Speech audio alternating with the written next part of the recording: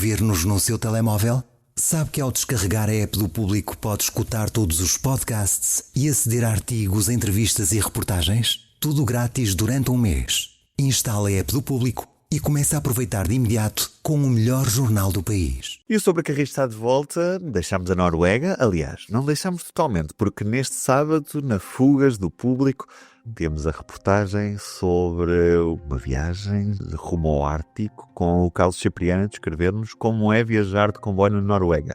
Se não ouviram o episódio anterior, também podem ouvir a versão áudio deste Sobre Carris especial na Noruega. Mas hoje vamos focar-nos em Portugal. Carlos Cipriano, viva! Olá, viva! E viva Diogo Ferreira Nunes! Olá! Eu sou o Ruben Martins e hoje começamos pelo Alentejo, isto porque a eletrificação da linha do Alentejo, que vai permitir, por exemplo, a existência de serviços diretos entre Lisboa e Beja, não é que hoje em dia já não fosse possível, mas a CP prefere criar ali uma ruptura de carga, um transbordo na estação de Casa Branca, mas o que sabemos é que a IP vai eletrificar aquela linha, permitindo velocidades até aos 200 km por hora, o que é ótimo, numa linha que na prática é uma grande reta pelo meio do Alentejo, mas essa obra de eletrificação vai implicar que o Alentejo, o Baixo Alentejo, esteja praticamente 2 anos sem comboios. Carlos Cipriano. Isto é o novo normal na IP? Sim, é o novo normal. Agora, qualquer obra de modernização fecha-se a linha. E fecha-se a linha por períodos que eu considero estratosféricos, porque uma linha tão fácil como é a linha do Alentejo, que, como tu disseste bem, praticamente é um conjunto de retas entre Casa Branca e Beja, fechar para obras é coisa que eu não entendo. A IP diz que a suspensão da circulação ferroviária para a execução dos trabalhos deve-se, em primeiro lugar, a fatores técnicos, entre os quais a construção de uma nova plataforma, necessidade de substituição dos tabuleiros metálicos das pontes e a otimização do faseamento construtivo. Enfim, não se compreende como é que nos 100 anos de história do caminho de ferro em Portugal, sempre que se modernizaram linhas, não foi necessário encerrá-las e isso agora passou a ser o novo normal.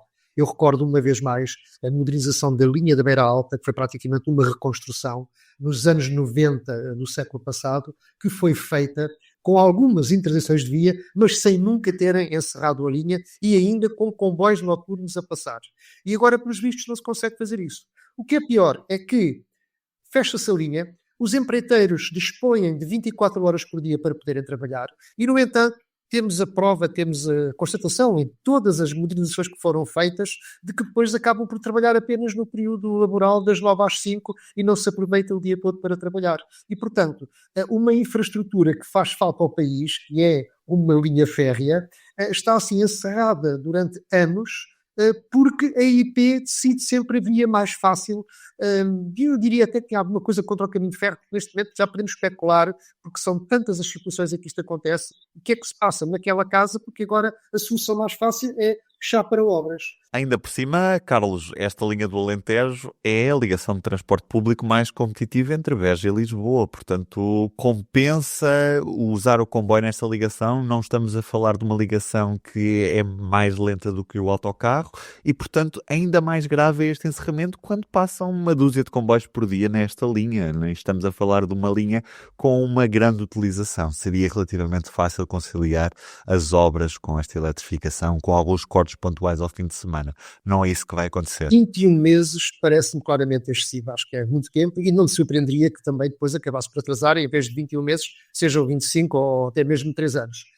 Felizmente que o Ministério das Infraestruturas e Habitação, para já, não valida estas intenções da IP, porque deve ter ficado alerta com o histórico dos últimos anos e, em resposta oficial, o Governo diz que, tratando-se de um projeto de execução iniciado em 2022, esta equipa governativa já pediu informação atualizada à Infraestruturas de Portugal para a devida análise. Portanto, aguardemos o que é que o Governo tem a dizer sobre isto. Diogo, o novo normal na IP é preocupante, porque se estamos a falar num encerramento de 21 meses, como o Carlos disse, tendo em conta o histórico, é provável que os alentejanos fiquem mais tempo sem comboio. E o pior é o histórico, como já foi referido, e há outra questão que o artigo do Carlos menciona, que é, daqui a um ano, mais coisa, menos coisa, começam a chegar os comboios, os novos comboios regionais, os 22, sendo que alguns deles funcionam também em modo híbrido, ou seja, tanto são elétricos como podem andar em linhas não eletrificadas. E a linha de Beja, a linha do Alentejo, neste troço, será previsivelmente contemplada. Ora, se seguir o que está previsto, põe-se um ano os comboios novos e no ano a seguir retira-se tudo. Ou seja, um fator que pode criar maior procura, de repente retiram-no. Isto parece um bocado estranho, assim, de repente.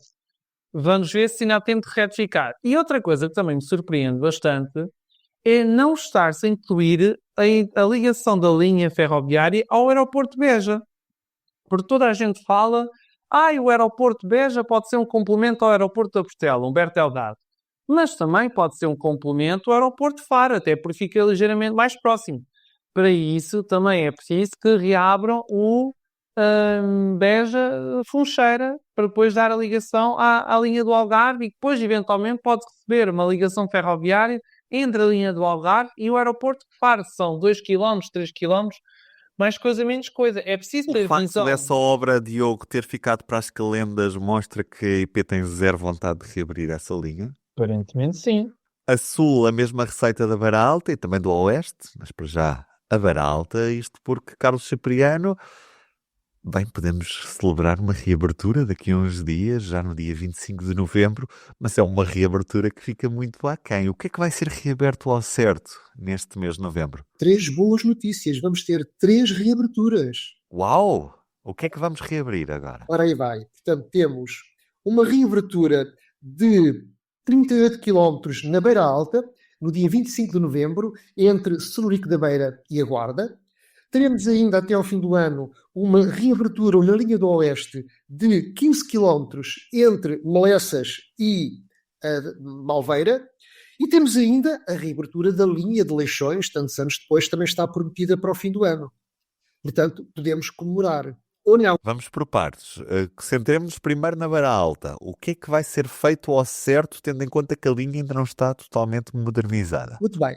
Isto, de facto, até, digamos, é um presente envenenado para a própria CP. De pouco de serve abrir o troço entre Celurico e Guarda, porque, na verdade, a CP precisava era que todo o corredor estivesse aberto para prolongar o serviço intercidades e regional até à Guarda de Coimbra, Guarda, Lisboa, Coimbra, Guarda.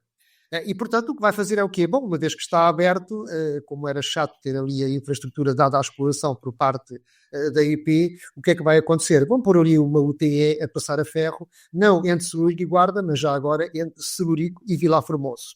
Porque, por razões que nunca entendi, durante o tempo em que a linha tem estado encerrada entre Pampilhosa e Guarda, já entre Guarda e Vilar Formoso a linha está operacional, tem passado comboios de mercadorias, mas a CP optou por fazer também ali um transbordo rodoviário que eu nunca compreendi. E agora aproveita e, portanto, vai pôr ali uma UTE a varrer o terreno entre Vilar Formoso e a Celurico da Beira, a fazer 2 viagens em cada sentido entre essas origens de destino. Pois, mas pelos vistos há dificuldades de articulação entre os horários dessa ligação regional Celurico-Vilar Formoso e os intercidades que ligam a Guarda depois a Lisboa, na Beira Baixa. E isto mostra que a CP também não tem grande vontade de trazer novos passageiros para esta ligação. Carlos. De facto, é incrível porque, dispondo de tanto canal, basicamente entre Celurico e Guarda não passa mais ninguém, não é? Porque é que a CP não faz a construção destes horários tão simples, que são 2 comboios em cada sentido, ajustados à chegada e partida dos intercidades da Beira Baixa na Guarda? De facto, não se compreende. Diogo. Vão ser 3 belíssimas oportunidades para o governo estar presente, para fazer aquela publicação no LinkedIn, no Twitter, para aparecer nas televisões. São excelentes oportunidades para dizer: veem como estamos a reabrir, veem como somos fazedores, veem como estamos a concretizar. Também vai ser ótimo nesse capítulo. Na linha de Leixões realmente vê-se utilidade. Na linha do Oeste, bem, nem devia ter fechado. Quanto à Beira Alta, vamos já ver se mete alguma pressão para que acelerem as obras, porque já atrasou tanto tempo. A ver se é desta que as coisas se mexem. Agora, isto é pouquinho, realmente. Está curto. A manta está muito curta. Deixa-me perguntar-te, Carlos, quando é que a Beira Alta reabre na totalidade? Se agora temos um prazo ou nem por isso? Temos um prazo que foi anunciado pelo presidente da IP, Miguel Cruz, na Comissão Parlamentar de Obras Públicas na Assembleia da República, que fala em primeiro trimestre de 2025. Portanto, vamos aguardar. Mas o Diogo tem razão quando falou no pouquinho, porque tudo isto é pouquinho, ou seja, estas 3 reaberturas de facto são todas muito coxas, porque, vamos a ver, no próprio Oeste, o tal encerramento que era para ser só entre Torres Vedras e Malveira e que afinal acabou por ser entre Torres Vedras e Molessas, que era para durar 4 meses, já vai durar quase 9 meses. Só vai reabrir agora um pequeno troço de 15 km. E depois, mesmo quando reabrir até Torres Vedras, os comboios vão continuar a andar a diesel, portanto só mexeram de facto na plataforma, porque nem sequer estará eletrificado. Quando é que vai reabrir até Torres Vedras, Carlos? A resposta oficial é primeiro semestre de 2025. Pode ir até junho, não é? Portanto, Mas aqui uma coisa curiosa, que é, mesmo que toda a linha esteja, digamos, com a infraestrutura e com os postos da catenária instalados até ao final de 2025, até 2026 não estará construída a subestação de Runa, porque a população contestou aquela localização e negociou com a IP a sua deslocalização. A IP argumenta que isso atrasou o projeto em pelo menos 2 anos e, portanto, até 2026 não vai haver subestação de Runa. O que é que isso significa? Significa que pode a linha estar eletrificada, mas não terá eletricidade. E, portanto, a menos que se faça uma solução provisória de um cabo, um feed que vá alimentando a linha até às Caldas da Rainha, não haverá comboios elétricos na linha do Oeste acima da Malveira até 2026. Ou, se houver, não poderá ser uma oferta razoável, porque seguramente não se suportará mais do que 1 ou 2 comboios entre Malveira e Caldas da Rainha. E, portanto, ou vai haver 1 ou 2 comboios elétricos a coexistir com comboios diesel, ou então não haverá mesmo comboios elétricos. E, portanto, fica aqui a novidade. Até 2026, presumo, não haverá comboios elétricos na linha do Oeste. É uma má notícia. É um bocadinho a limitação que vai acontecer na linha do Algarve, se não estou em erro, durante o próximo ano, porque também falta aí uma subestação, o que vai limitar fortemente o serviço e a chegada dos comboios elétricos ao sul do país. É a de Olhão, certo? É de Olhão, sim. E nesse caso o que vai acontecer, se insistirem de facto em ligar a catenária, o que faria sentido, é não ter capacidade para alimentar a coexistência de vários comboios naquele troço ao mesmo tempo e, portanto, o que pode acontecer é a coexistência de comboios elétricos e comboios a diesel. Enfim, não sabemos como é que isso se vai processar, até porque estas coisas continuam a atrasar e, portanto, enfim, vamos ver. Diogo, só mesmo para fecharmos este tema das reaberturas, lembrar que esta reabertura poucoxinha será sem, na linha de Leixões, sem imagino eu, o principal apiadeiro desta ligação, que seria o apiadeiro que serviria o Hospital de São João e fazia a ligação depois com a rede de metro que já existe. Esse apiadeiro não estará construído quando o serviço for retomado. O que dá um bocadinho de dor, porque houve um protocolo que foi assinado em janeiro deste ano, ou seja, há quase 12 meses. Houve mais do que tempo, nem que seja construir um apiadeiro provisório, e a estação, que vai ser o principal ponto de procura para a linha, quando a linha reabrir, não estará a funcionar. Então, quer dizer, isto não é um arranco-coxo, isto é um arranco-coxo e falta mais qualquer coisa ao corpo. Parece que é uma adaptação que estão a fazer à reabertura da linha de Leixões. E aquilo que tem de ser um momento de reabrir com força, logo a gerar procura, vai ser um pouco penoso ver que não haverá tanta gente como era suposto haver, porque falta qualquer coisa e houve bastante tempo para fazer as coisas de maneira diferente e não é assim. Parece que há falta vontade ou motivação ou algo mais que nós nem sabemos. Carlos. Bom, e no caso da linha de Leixões, tal como acontece na linha do Alentejo, mais uma vez também não há perspectivas de haver uma ligação ao aeroporto. Ou seja, em Beja está prevista modernizar-se a linha de Casa Branca e Beja sem ligar ao aeroporto de Beja, e no caso de Leixões, portanto, o que se vai fazer é esta reabertura só até Lessa do Baril e não há nada previsto, neste caso não há projetos, não há nada para se fazer o prolongamento até ao aeroporto de Sá Carneiro. E isto é muito curioso, porquê? Porque eu vou agora aqui recuperar uma notícia que escrevi em 2018, que tem como título Infraestruturas de Portugal estuda ligações ferroviárias aos aeroportos, e nessa altura, num evento que houve em Faro, o vice-presidente da IP, Carlos Fernandes, anunciava que a IP iria estudar as ligações ferroviárias aos aeroportos. E, cito, só recebemos instruções do nosso Ministério para Faro, mas vamos estudar ligações ferroviárias também aos aeroportos de Lisboa e do Porto. Isto foi em abril de 2018. Uma das últimas novidades também destas últimas semanas, diria, é a postura do Ministro das Infraestruturas, Miguel Pinto Luz, sobre a CP. Ele tem-se mostrado bastante ativo nas redes sociais, a defender os trabalhadores da CP e a empresa, e a mostrar a importância da empresa para o país. Depois, numa primeira fase, temos questionado um pouco a postura de Miguel Pinto Luz no que toca à compra de comboios de alta velocidade para as novas linhas que serão construídas, Lisboa-Porto e Lisboa-Madrid. Portanto, o que te pergunto, Diogo, é, depois de termos visto o Ministro a defender a CP e a querer aumentar esta ambição da CP de chegar a território espanhol, como é que a empresa reagiu a este desafio do Ministro e se já está a fazer os procedimentos necessários para entrar em território espanhol mal possa? Isso é uma longa viagem, chegar à Espanha. O que é engraçado é porque o ministro fala muitíssimo de alta velocidade, mas a CP também podia fazer comboios convencionais para a Espanha. É totalmente possível. Só que para que isso aconteça, há todo um conjunto de requisitos. Tem que homologar o material circulante, tem que ter um sistema de apoio à condução.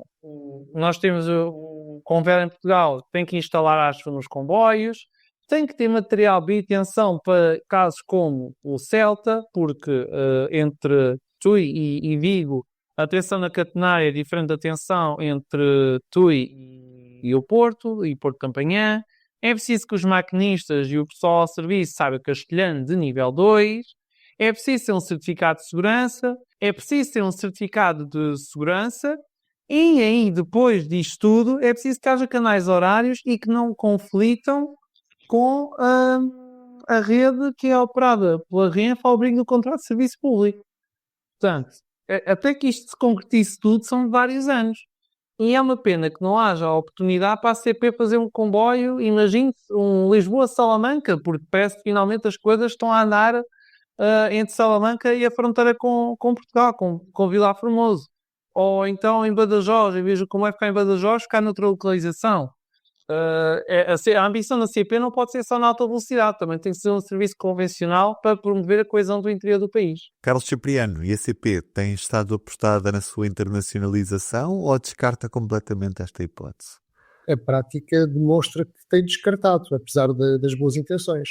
O Diogo fez, em minha opinião, uma peça muito pedagógica, porque descreve muito bem toda a burocracia necessária para obter estas homologações e certificações para que o operador português CP possa circular em Espanha, que é de facto um processo burocrático muito complicado. Mas isto só me leva a este comentário, que é: a CP deveria ter começado mais cedo. Ou melhor, a CP já deveria ter começado, porque eu acho que ainda nem começou.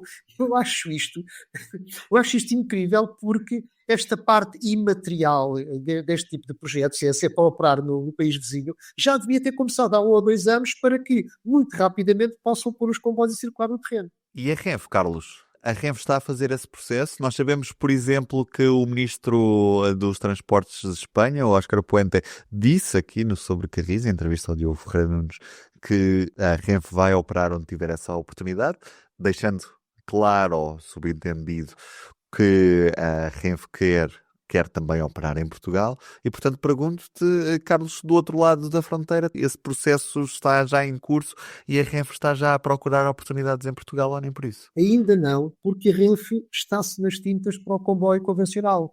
A Renfe está interessada em alta velocidade, portanto a Renfe fará esse processo quando houver boas infraestruturas ferroviárias entre Portugal e Espanha para que possam competir com comboios de alta velocidade. A Renfe tem mais que fazer, está mais preocupada com a França e com a concorrência em alta velocidade com França e até inclusive em chegar à Suíça e chegar à Itália, e é-lhe indiferente perfeitamente do que se passa em Portugal em termos de caminho de ferro convencional. E, portanto, para haver algumas circulações, digamos, mistas, só se de facto se for a CP a ir à Espanha.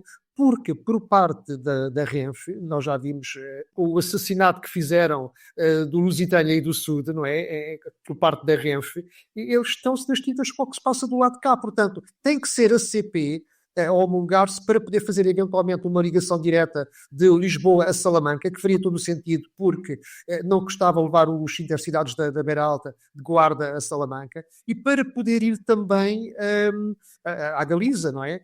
Ora, eu acho que nestas coisas não tem que haver concorrência, mas sim é preferível cooperar em vez de competir. E, portanto, o que tem que acontecer aqui é a Renfe e a CP cooperarem para, enquanto não houver alta velocidade entre os dois países, haver ligações ferroviárias e comboios convencionais entre os dois países. Mas isso não está a acontecer porque, pelo lado espanhol, nós não existimos. Houve aquela proposta no final do Sud Express de estender o Alvia de Badajoz, Madrid para Lisboa, ou seja, a circulação começar em Lisboa, e depois a CP acabou por recusar.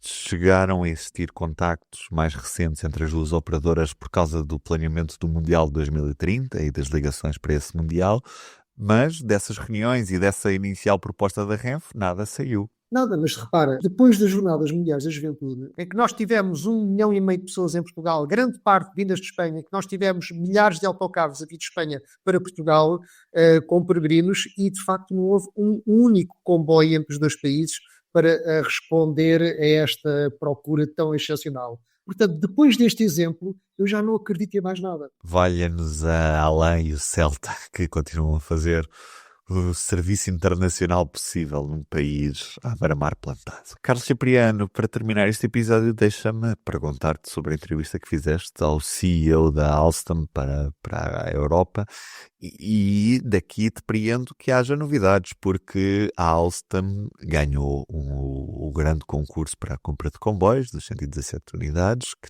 está neste momento no contencioso, no tribunal.